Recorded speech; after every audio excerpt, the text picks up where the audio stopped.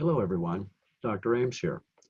What I'd like to talk to you about this time is the difference between male and female communication styles.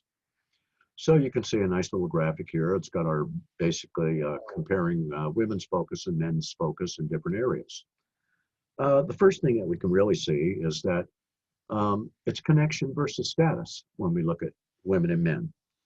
Women tend to focus on making connections, establishing networks, often building groups of supportive friends and people who, uh, in general, think the same or have similar sorts of concerns. Men tend to be much more focused on their status, so they tend to prioritize their independence a little bit. And for men, much of communication is really based on giving or taking orders of some type, reporting that information, and making some sense of how important it is.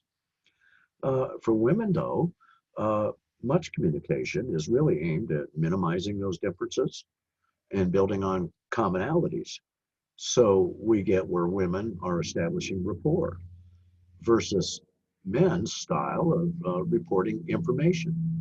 Men are very much enamored with the schedule and the facts and so forth, and the time and all of that.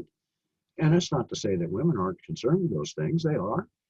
They're a part of accomplishing your mission, whatever it is, but along the way and how you do it.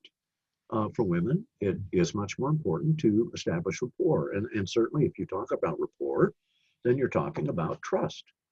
So women are concentrating on establishing or maintaining relationships, and the focus is really on understanding feelings, and including personal insights wherever they come from. Men are much more focused on the factual information that tells them how to do things or tells them something about the world.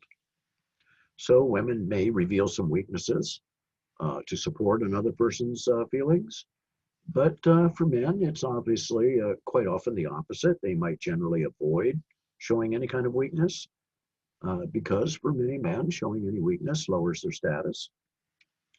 So we really come down to these items here, cooperating versus competing. That's not to say that women aren't competitive, they certainly are.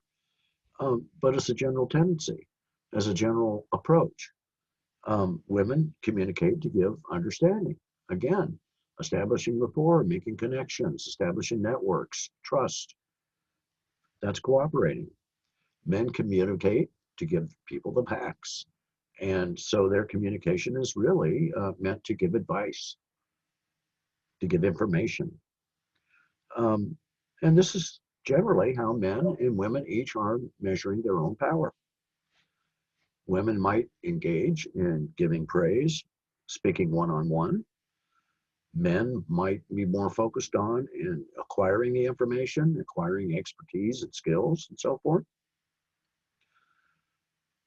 And women might be much more participative in how they work together and approach their decision making and their planning. Whereas men often feel that they can act unilaterally. They often feel that they can strike out on their own and that they have great confidence in their thinking and their judgment. And we do see that sometimes women may not stand up for their rights. They may want to avoid conflict, so they may play down their own personal expertise in situations, indeed, to establish rapport and to be cooperating and so forth, where men certainly like to display their attributes, their skills, and they're much more likely to engage in some sort of conflict to resolve those sorts of matters. Okay, folks, that's all I wanted to talk about this time. I'll talk to you again soon.